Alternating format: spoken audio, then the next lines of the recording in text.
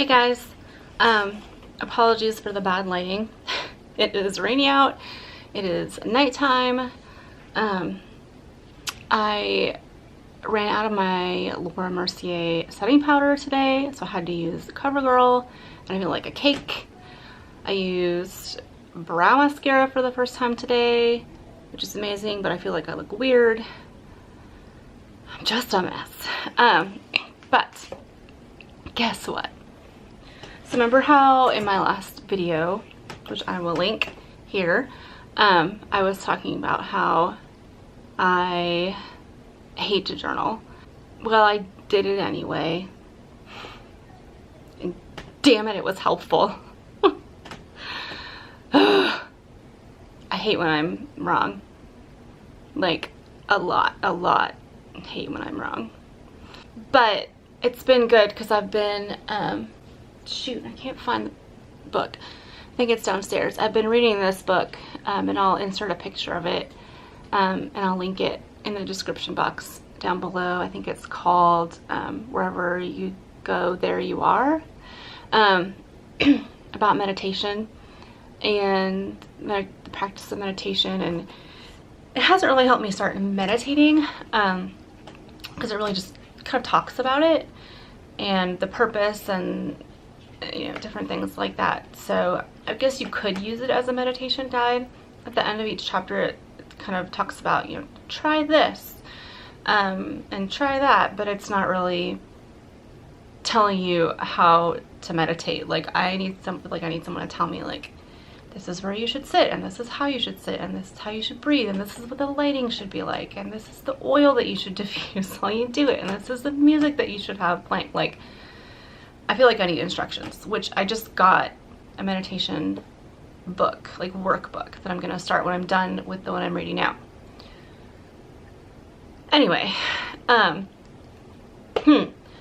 questions at the end of that, each chapter in that book, I have been really interested in, I guess. Like, they've really triggered something in my brain to the point where I read it and I think, oh, that's interesting, and then I even feel the need to go beyond that and like write it down so I don't forget it. So maybe I just hadn't found the right way to journal. Maybe I've been doing it wrong. I just been kind of like, okay, you need to just open up, I have my journal, open up your journal, blank page, brain dump, you know. And sorry, I've got stacks of things everywhere. I was remodeling our room, and I just couldn't do it. But using those questions as a guide has been very helpful, and actually, you know, it gives me something to focus on. And there was something that I had read in the book yesterday, yes, that kind of ended up carrying through the day, and actually picked up on a comment from my previous video. So my friend Katie had mentioned that it may be helpful for me to, you know, instead of getting down on myself and saying, why my brain have to be this way, you know, my brain, even though it's not needing to, it's trying to protect me. That's what the anxiety is there for. It's that fight or flight reflex. It's in high gear. So it's trying to do something good. And she said, you know, it might help if you just try to frame it in a way to where you are saying thank you. Like, you're thanking your brain for trying to protect you and keep you safe. And then, you know, from there, I can't remember exactly what she said. This is kind of what I took from it, you know, from there, telling myself, but, you know, it's okay. Like, we don't need that right now. Whoa. Sorry, my ears plugged up. My sinuses have been a mess. Sorry, couldn't hear and my head was spinning. So that, you know, kind of really got me thinking. My husband's always saying, you know, you need to feel your feelings, like, stop pushing everything down. Now thunder. This is just the best time ever to film. It's dark out, it's thunder. Awesome. I'll talk about that some more in a minute, after I kind of go through yesterday. So she had mentioned that to me, and then yesterday morning I read a chapter in this book, and it was kind of talking about how kind of like our light and dark sides, like our good, my hair is being weird, you know, our good and evil or whatever, you know, are both parts of ourselves. And to how you need to be willing to confront even the darkest parts of yourself, like be able to reconcile with that. Basically, you know, you need, in my brain, it equated to that same thing, like you need to feel your feelings, even if they're dark and they're scary, especially, you need to feel them. And I just wanted to, I wrote down a few of the, just some quotes, or I guess from that book. I feel like it's story time. Are we ready? That really spoke to me. It was talking about how it's kind of like a children's story or like a fairy tale. You know, really a lot of times in those fairy tales, those dark characters like the witch or the goblin or whatever, it's really kind of a metaphor for a darker side of our psyche or unconscious, or, you know, that's how you're getting taught the lesson. It's because that's really kind of, it's a darker side of human nature. And one of the lines that, or one of the quotes from the book was, "We house the ogre and the witch, and they have to be faced and honored, or they will consume us." Mind blown, excuse you, book. Did not need that yesterday. And then it said, it's kind of just piecing together paragraphs, said, "Conversing with those aspects of our psyches that we instinctively turn away from into unconsciousness is a prerequisite." And I was talking about meditation, like it's, and like being able to move freely, freely through life. That's a prerequisite, and that may be plenty scary. And I'm just gonna kind of read the other two because it blew my mind. And I always feel dumb saying stuff like that because I'm like, wow.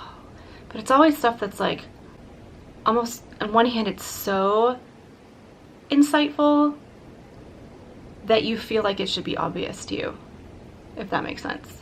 But then it said, "We must be willing to encounter darkness and despair when they come up and face them over and over again if need be, without running away or numbing ourselves in the thousands of ways we conjure up to avoid the unavoidable."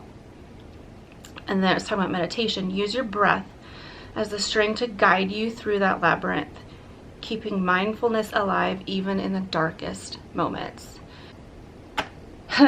Yeah. So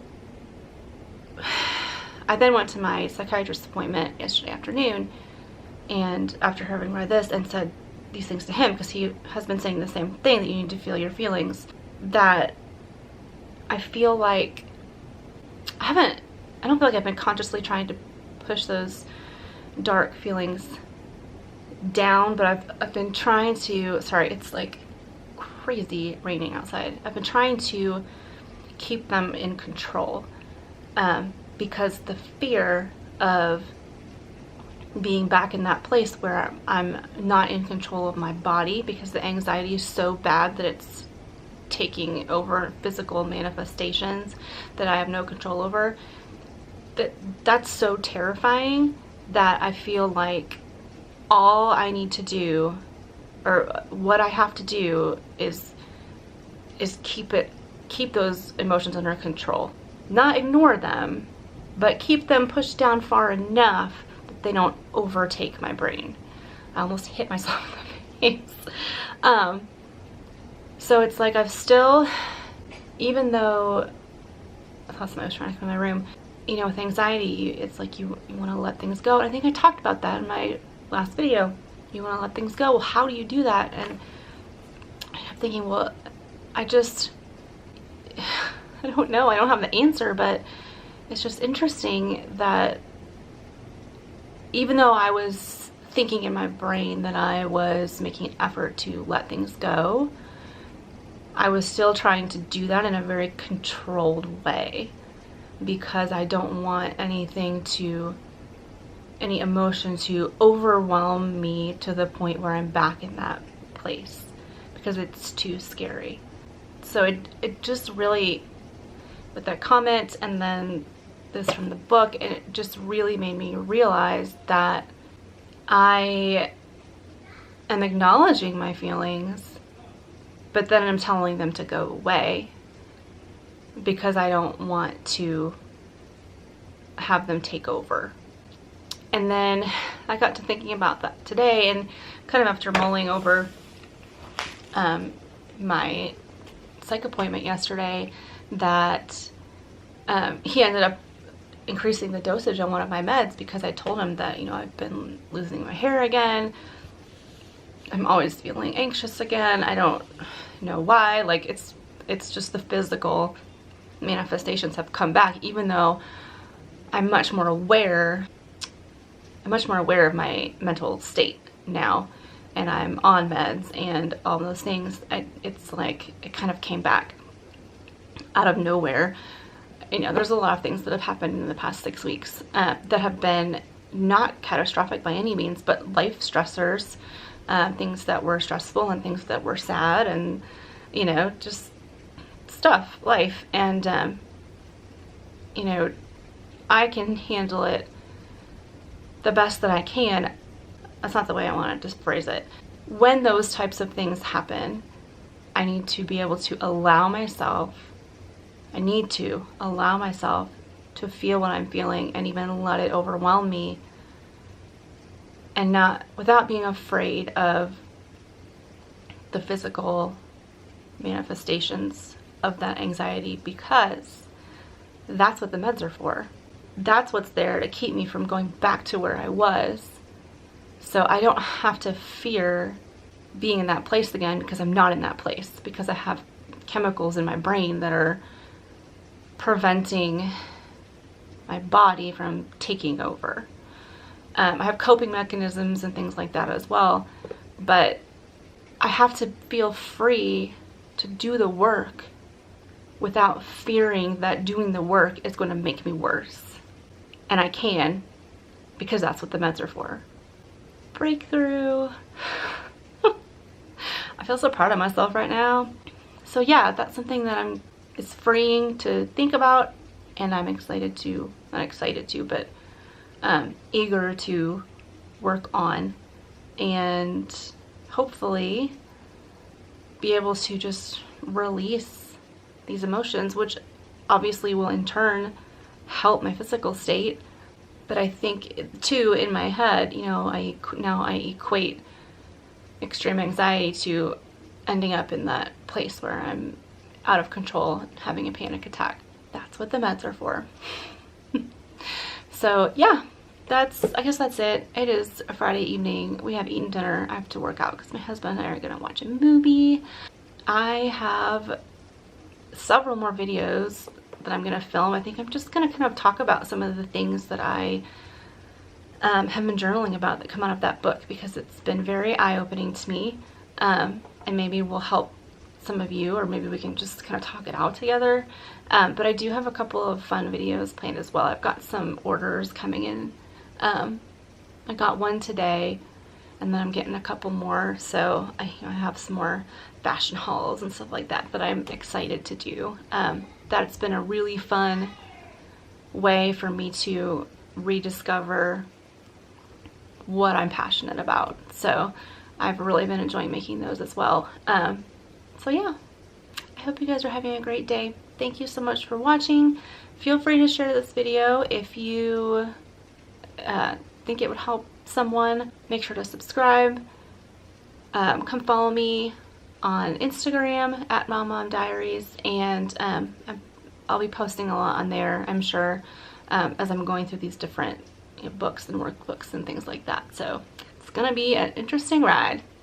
I will see you guys later. Bye.